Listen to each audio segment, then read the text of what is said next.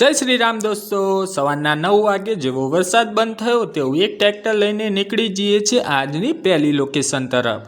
આજે કામ મળ્યું હતું ઘરની પોરણી પૂરવાનું, તો આવીને ચાલુ કરી દઈએ છીએ। પહેલાં માટી લઈ જઈએ છીએ, તો આ પહેલું ટ્રેક્ટર ફૂલ કરીને નીકળી જઈએ છીએ સાઈડ ઉપર અને જઈને ખાલી કરી દઈએ છીએ, કેમ કે માટીની પહેલાં જરૂર હતી અને પછી તેને ઘરમાં નાખીશું। તો આ હતા 2 રૂમ ઘરની પોરણી પૂરવાનું કામ આજનું।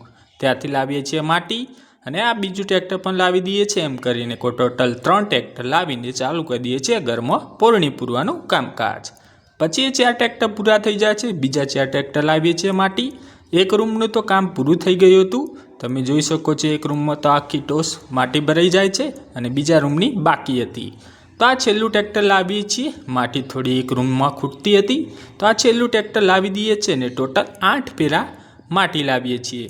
એટલામાં ડ્રાઈવર કહે છે મારે પણ લોડર ચલાવવું છે, તો તેને આપું છું અને પછી ફરીથી હું પાછું લઈ લઉં છું।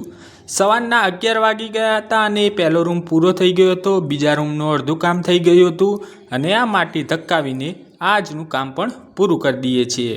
તમે જોઈ શકો છો કે બંને રૂમમાં ટોટલ માટી પૂરી થઈ જાય છે અને ટોટલ 8 ફેરા માટી જાય છે। તો આજનું કામ પતાવીને નીકળી જઈએ છીએ ઘરે। જય શ્રી રામ દોસ્તો। हमारी चैनल ने सब्सक्राइब करो, लाइक करो और शेयर करो।